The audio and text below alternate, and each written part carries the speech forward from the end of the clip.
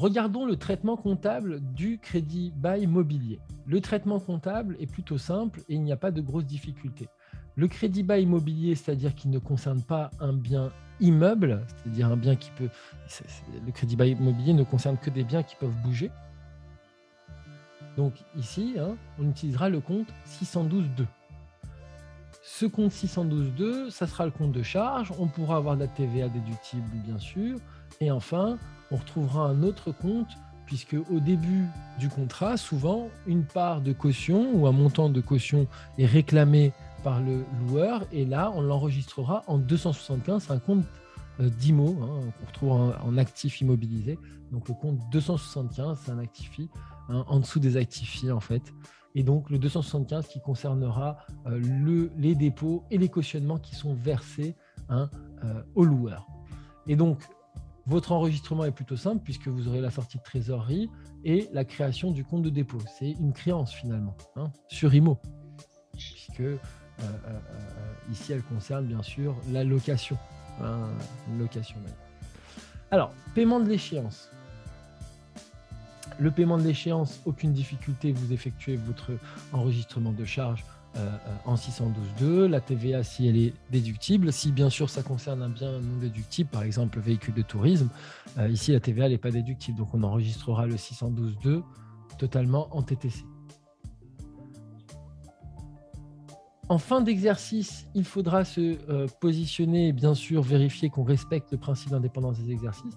Donc, si on a une échéance à cheval sur le mois, par exemple, eh bien, il faudra supprimer la quote-part qui concerne N+1 et donc on retirera la quote-part de location qui est dans l'exercice N et qui concerne l'exercice N+1.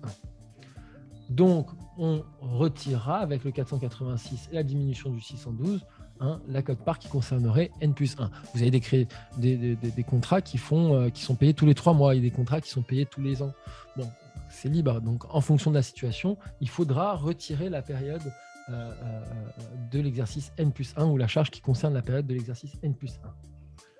On peut aussi avoir une charge à payer. Et ça, c'est dans le deuxième cas de figure qui est le cas des échéances payées en fin de période. C'est très rare, c'est beaucoup plus rare, puisque en général, lorsque vous louez, vous payez en début de période en fait le loyer, d'accord. Mais il y a des cas où c'est en fin de période. Par exemple, l'électricité, le téléphone. En fait, on a besoin des consommations. Donc, si c'est le cas, cette fois, on ne passera pas dans une charge constatée d'avance, mais dans une charge à payer.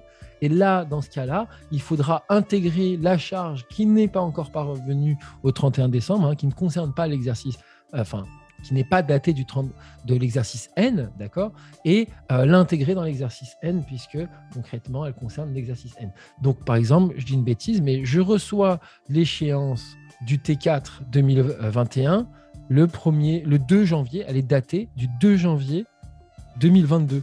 Là, techniquement, c'est une charge à payer. D'accord, je la passerai totalement. Elle concerne tout le T4 et il faudra bien sûr l'intégrer dans les comptes puisqu'elle est manquante. Elle sera, vu qu'elle est datée du 2 janvier 2022. Donc, à la levée d'option, vous avez le traitement comptable de la levée d'option.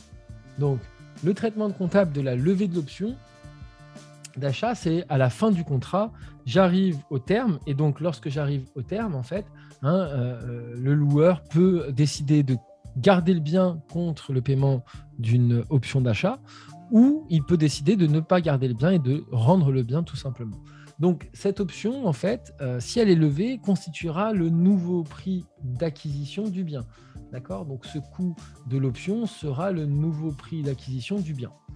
L'amortissement dégressif ne pourra jamais être pratiqué sur ce type de biens puisqu'ils sont considérés comme étant des biens d'occasion.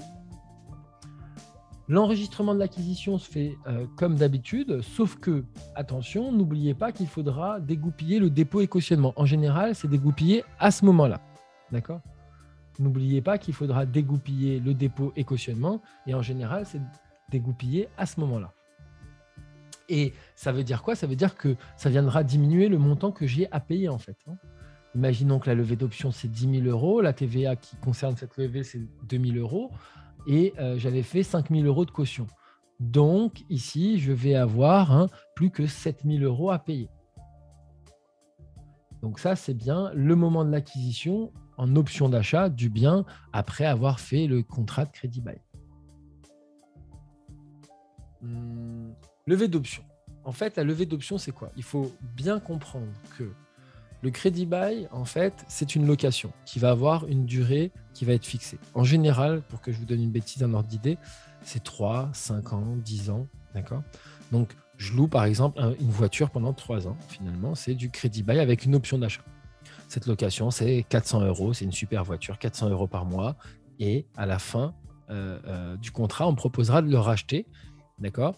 Et au lieu de le racheter super cher, je le paierai beaucoup moins cher, 10 ou 12 000 € par exemple. D'accord? Et donc, ça, c'est la fameuse option d'achat.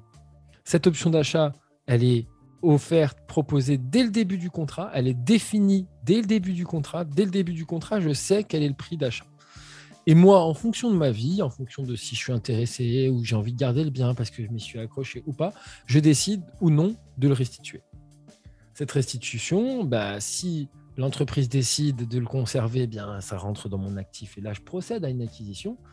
Si il s'agit de ne plus le garder et que je veux changer de véhicule, je vais le rendre tout simplement. Je vais récupérer tout simplement ma caution. C'est d'ailleurs pour ça, c'est pour ça que je vous ai mis un bis. C'est si l'entreprise restitue, je récupère ma caution en fait. Je récupère le montant de ma caution exclusivement et c'est fini. D'accord? Et si je fais la levée d'option, c'est-à-dire que je fais l'acquisition, là, je ne devrais pas oublier de faire un amortissement en fin d'année. Attention, cet amortissement, il se fera d'ailleurs sur la durée d'amortissement résiduelle du bien. Je m'explique, si le bien a une durée de vie de 10 ans et que la location a duré 6 ans, il me reste 4 ans d'amortissement. Donc, l'amortissement se fera sur 4 ans. Tout ça, vous l'aurez dans votre exercice. Vous n'avez pas inventé ces durées, ce n'est pas à vous de les deviner. D'accord? À chaque fois, on vous donne les valeurs.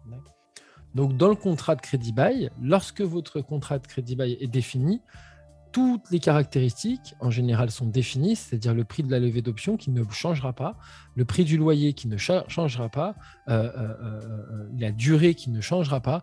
En général, ce contrat, une fois qu'il est signé, il est lancé. Les conditions de rupture du contrat aussi, c'est tout à fait possible. Ici, par exemple, c'est vous qui souhaitez, le locataire, je dis vous, c'est le locataire qui souhaite arrêter le contrat, il peut l'arrêter contre le paiement ici d'une certaine pénalité prévue au contrat. D'accord? Peut-être c'est 3 mois, 6 mois, je dis une bêtise, mais tout dépend du contrat tel qu'il a été proposé, tel qu'il a été signé.